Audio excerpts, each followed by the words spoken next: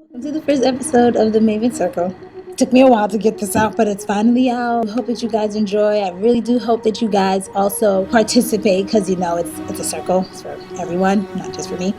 The first episode, I think, is just basically talking about our purpose. Now, I think, as Christians, a lot of us don't really know what our purpose is. We believe, it's just for us to go to church, read our Bibles every day. But there's more to that because I feel like, yeah, I got saved, I became a Christian, but it was like I really didn't know like what my purpose was. And I wanted to know what my purpose was.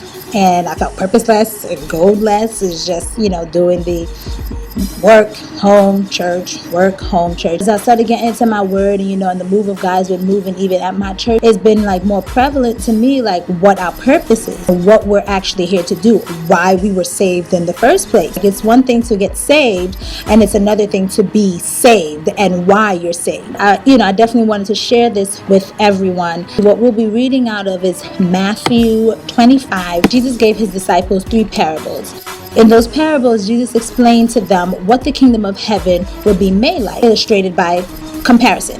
Jesus said in Matthew 13:13, "Therefore I speak to them in parables, because seeing they do not see, and hearing they do not hear, nor do they understand." Back to the parable. The first parable he gave them was the parable of the 10 virgins who took their lamps and went out to meet the bridegroom. The first thing that stood out to me when I first read this story was that all 10 virgins went to meet the bridegroom. The second thing was that the bridegroom represented Jesus. All 10 of these virgins knew who Christ was. It basically represents the body of believers. And they all are in it together and they're all going to the bridegroom, me and you, us. The oil in this parable represented 2 things, the anointing and the preparation. If you even look up the word oil, even in the Strong's dictionary, it speaks about the anointing for the head and the feast. While the bridegroom tarried, they all slumbered and slept.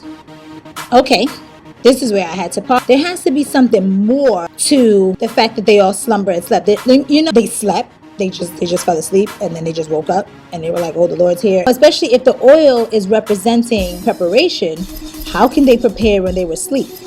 Ask God to reveal to me what it is that he was actually saying in there. I began to break down some of the words. I had broke down sleep in the Strong's dictionary. What it was is that they started the dying process. Sleep means to lie down to rest. They were going through their perfecting process. Sleep in the Strong dictionary is said to lie down to rest, frequently denotes opposition, distribution, or intensity. They were going through the process of dying to their flesh, becoming who God is calling us to be. In the midnight, a cry was made. Behold, the bridegroom cometh. Go ye out to him and meet him. Look at the word midnight. In the Strong dictionary, it meant between. In the middle of what they were doing, in the middle of what they were supposed to be doing, middle of preparing themselves for the Lord, someone sounded the alarm saying, the Lord is coming. Prepare yourself. Go out and meet him. Even when he said you go out, depart and meet, encounter. So now he's pushing you to not just prepare, but actually have an encounter with Christ, a personal encounter, a relationship, praying, talking to him. Then all of these virgins arose and trimmed their lamps. I looked at the word arose. Arose mean awakening. So when they went out and they encountered Christ, they had an awakening. With that awakening, they started trimming their lamps. Trim, if you look up the word trimming in the Strong's dictionary, it actually means in order, to arrange, to make ready. So basically, they started dropping off the things that was of them that was not of God. Basically, what we ask when we say, God, more of you, less of me, your way, not my way, the good stuff, preparing themselves to be married to him. And the foolish said unto the wise, give us some of your oil, for our lamps have gone out. The 5 foolish did the bare minimum and did not feed their anointing with preparation. At this point, the separation was made. Everyone who was preparing, everyone who was doing what they were supposed to be doing is now alike, because now the ones who aren't is clearly able to turn to them and say, give us some of what you have, because they can obviously see it. The fruits of their labors shone during this awakening. So my time is up. I definitely didn't want this to go longer than 5 minutes. I know it looks like I'm saying something really good, right? But we're just going to jump right into what I want you guys to do next. This is the Maven Circle, a place where believers come together sharing their God-given revelation. Ask God for these revelations. We ask God, and it's not for us. When God gives you something, it's not for us to keep it, but it's for us to share it. It's for us to want to bring other people out of what they're doing. So if you some Bible verses that back up telling us basically what the preparation process is, even a parable, because the whole Bible is a parable.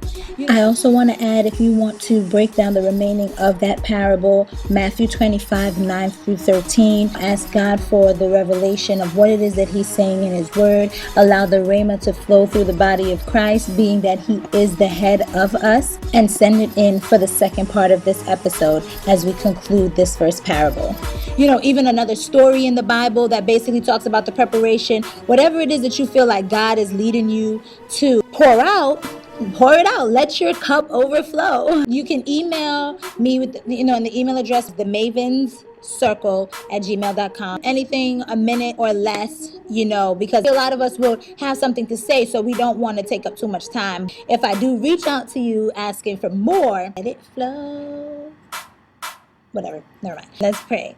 God, we thank you for today. We thank you for this word. We thank you for this rhema and allowing us to be able to understand, oh God, Lord, what it is that you have given to us. I pray, oh God, Lord, that this will reside on every viewer that watches this, that it will be a revelation, a change, oh God, Lord, that as they go, oh God, Lord, to seek after you for themselves, oh God, for the revelation and the understanding of your scripture verses of your Bible, that you show them, oh God, Lord, the things that are in them that are not of you, oh God, Lord, as they help to prepare and taper, oh God, Lord, their lamps, oh God, and prepare themselves, oh God, for the kingdom. And I pray this in no other name, but in Jesus' name I pray.